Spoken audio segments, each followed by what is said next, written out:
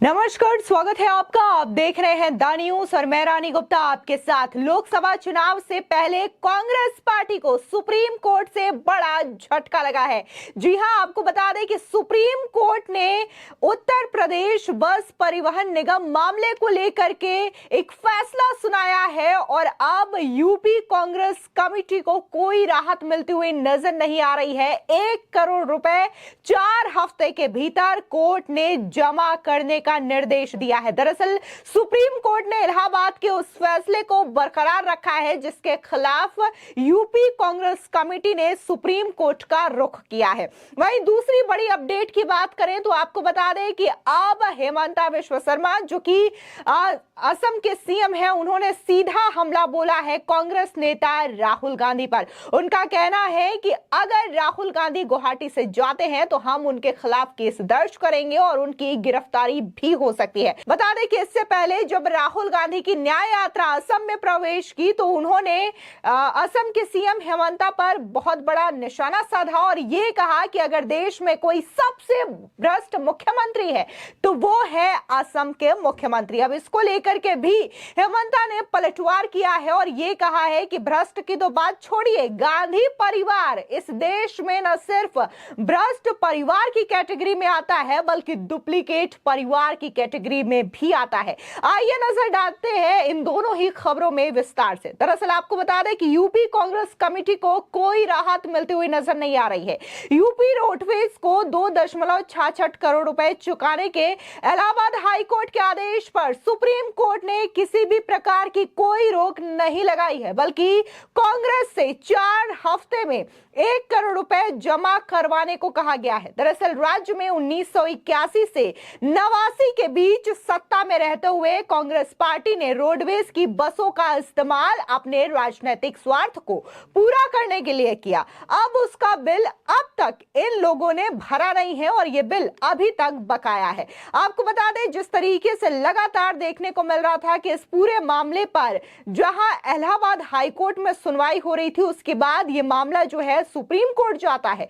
उसके बाद से लगातार इस मामले पर कई दिनों तक लटका हुआ था यह मामला। उसके बाद आज सुप्रीम कोर्ट ने इस मामले को बरकरार रखा है। वहीं दूसरी ओर बात करें राहुल गांधी और हेमंता बिश्व शर्मा को लेकर के, तो बता दें कि कांग्रेस नेता राहुल गांधी इन दिनों भारत जोड़ो न्याय यात्रा पर निकले हुए हैं। यात्रा मणिपुर से 14 जनवरी को शुरू हुई। इस समय वो असम पहुंच चुके हैं। असम में गुरुवार सुबह प्रवेश करते ही पूर्व कांग्रेसी नेता और इस समय राज्य के मुख्यमंत्री हेमंता बिश्व शर्मा पर उन्होंने हमला बोला। ऐसा पहली बार है जब राहुल गांधी अपने किसी पूर्व साथी पर इस कदर हमलावर होते हुए नजर आए हैं। उन्होंने हेमंता को सबसे बड़ा भ्रष्टाचारी करार दिया है। वही यात्रा में असम में प्रवेश करते ही मुख्यमंत्री हेमंता बिश्व शर्मा भड़क उठे हैं। उन्होंने गुरुवार को मीडिया से बात करते हुए कहा कि यात्रा को शहरों के अंदर से नहीं जाना है। जो भी वैकल्पिक रास्ता मांगा जाएगा उसकी अनुमति दे दी जाएगी, लेकिन अगर शहर के अंदर से जाने की जिद की जाती है तो हम पुलिस की व्यवस्था नहीं करने वाले हैं। मैं केस दर्ज कर लूंगा और चुनाव के बाद इनकी गिरफ्तारी भी करूंगा। अभी मैं कुछ नहीं करने वाला हूं। बता दें कि वहीं राहुल गांधी के द्वारा उन्हें सबसे भ्रष्ट सीएम बताने पर हेमंता ने कहा, मेरे हिसाब से तो देश का सबसे भ्रष्ट परिवार ये गांधी परिवार है। ये देश में बोफोर्स से लेकर भोपाल गैस कांड के आरोपी को भगाने तक सबसे भ्रष्ट परिवार गांधी परिवार ही है। ये भ्रष्ट नहीं बल्कि डुप्लीकेट भी है। उनका तो फैमिली नाम गांधी है ही नहीं, उनका डुप्लीकेट नाम लेकर वो घूम रहे हैं। कांग्रेस मुसलमानों का एक वर्ग को रिप्रेजेंट कर रहा है। इस बार तो मुसलमान महिला भी कांग्रेस का सभा में नहीं आएगा। हम लोग का जो प्रोग्रेस है सबका साथ सबका विकास का, आसाम में इतना प्रोग्रेस हुआ है। आप देखते जाइए, ऐसे कांग्रेस का सभा होने से मियाँ लोगों का मेल और फीमेल दोनों आते थे। इस बार तो माँ और बहन लोग नहीं आएगा और धीरे धीरे बाबा लोग भी आना बंद कर देगा। एक बार सुनिए कि आखिर असम के सीएम हेमंता बिश्व शर्मा किस तरीके से राहुल गांधी पर अटैक करते हुए नजर आ रहे हैं। कोई नहीं रुका जाएगा, हम खाली केस रजिस्टर करेगा और वो काफिला में जो 2 व्यक्ति है वो 2 व्यक्ति को बाद में मैं अरेस्ट कर लूंगा 2-3 महीना का बाद।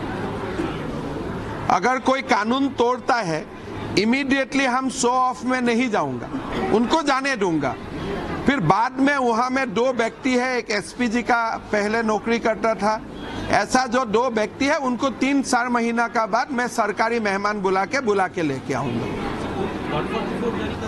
हमने बोल दिया हूं कि सिटी का अंदर से नहीं जाना है, मेडिकल कॉलेज है, नर्सिंग होम है, आप ऑल्टरनेटिव रास्ता जो भी आप मांगेगा हम आपको अनुमति दे दूंगा।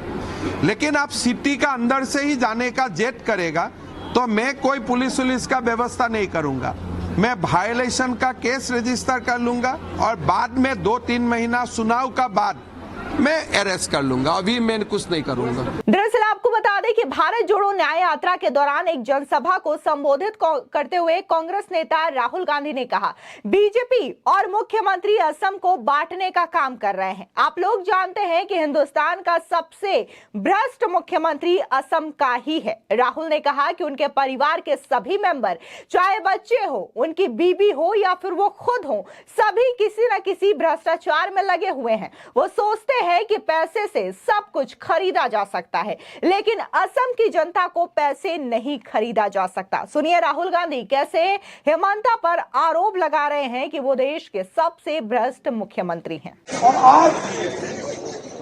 आज बीजेपी और आपके चीफ मिनिस्टर असम को बांटने का काम करें।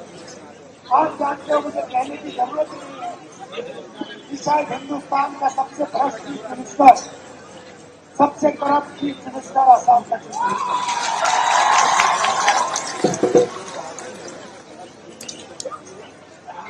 आपको बता दें जिस तरीके से आज सुप्रीम कोर्ट का फैसला आया है कांग्रेस के खिलाफ कि कैसे यूपी कांग्रेस को 1 करोड़ रुपए जो बकाया है बसों का उसे लौटाना होगा, तो आपको बता दें कि आखिर ये मामला दरअसल है क्या। नेताओं की रैलियों में भीड़ जुटाने के लिए सरकारी बसों का इस्तेमाल आम यात्रियों को कितना महंगा पड़ता है ये आप जानते ही हैं, लेकिन नेताओं या पार्टियों का तो कुछ नहीं जाता इन तमाम खर्चों को लेकर के। 5 अक्टूबर 2023 को ये बात बदल गई थी जब इलाहाबाद हाईकोर्ट ने उत्तर प्रदेश कांग्रेस को सूबे की सरकारी बसों और टैक्सियों के इस्तेमाल के लिए पूरे 2 करोड़ 66 लाख रुपए का बिल भरने का हुक्म दिया था, वो भी 5% ब्याज मिला करके, जिसे आज एक बार फिर से सुप्रीम कोर्ट ने बरकरार रखा है। यानी कि सुप्रीम कोर्ट से भी कांग्रेस पार्टी को कोई राहत नहीं मिली है। दरअसल रिपोर्ट के मुताबिक ये बसें और टैक्सियां 1981 से 89 के बीच इस्तेमाल की गई थी, जब उत्तर प्रदेश में कांग्रेस पार्टी सत्ता में थी। इस रिपोर्ट में एक दिलचस्प किस्सा भी दर्ज किया गया है। जो बिल कांग्रेस को थमाए गए हैं उनमें से एक 1984 का था। इसी साल प्रधानमंत्री इंदिरा गांधी की हत्या हुई थी और उनकी अस्थियों को श्रद्धांजलि देने के लिए बड़ी संख्या में लोग जुटे थे। इन लोगों को लाने और ले जाने के लिए यूपी कांग्रेस को उत्तर प्रदेश राज्य सड़क परिवहन निगम यानी कि यूपीएसआरटीसी की बसें टैक्सियां मिली थी। ऐसे ही कई कार्यक्रमों में बसें इस्तेमाल हुई, लेकिन उसका बिल अब तक नहीं भरा गया है। सरकारें बदलती रही, लेकिन इस बिल पर किसी ने ध्यान नहीं दिया। अब सितंबर 1997 में मायावती की सरकार गिर गई और कल्याण सिंह सीएम बने। लॉ बीट पर छपी खबर के मुताबिक यूपी परिवहन निगम के मैनेजिंग डायरेक्टर की सिफारिश पर 10 नवंबर 1998 को लखनऊ के तहसीलदार ने बकाया रकम की वसूली के लिए यूपी कांग्रेस को रिकवरी नोटिस जारी कर दिया। अब इसके बाद यूपी कांग्रेस ने यूपी पब्लिक मनीज यानी कि रिकवरी ऑफ ड्यूज एक्ट 1972 के तहत जारी इस नोटिस को इलाहाबाद हाईकोर्ट में चुनौती दे दी। 1998 में ही रिकवरी पर स्टे मिल गया और तब से ये मामला लंबित था, जिसको लेकर के हाल ही में यानी कि अक्टूबर 2023 में इलाहाबाद हाईकोर्ट एक फैसला सुनाती है कि 2 करोड़ 66 लाख रुपए जो कि 5% ब्याज के साथ जो यूपी कांग्रेस कमेटी है उसे बस की जो परिवहन निगम है उसे देना होगा, जो बकाया राशि है उसे लौटानी पड़ेगी। लेकिन एक बार फिर से इस फैसले के खिलाफ चुनौती देने के लिए UP Congress committee supreme court का रुख करती है, लेकिन लेकिन आज सुप्रीम कोर्ट भी इस मामले में फैसला सुनाती है और बाकायदा ये सख्त निर्देश दिए गए हैं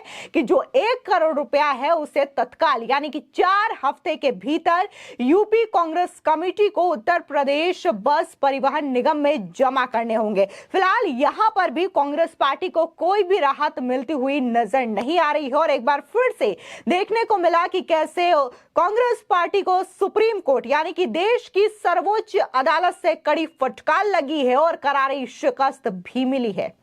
फिलहाल इस पूरे मामले को लेकर के आपकी क्या राय है, हमारे कमेंट सेक्शन में जरूर बताएं। धन्यवाद।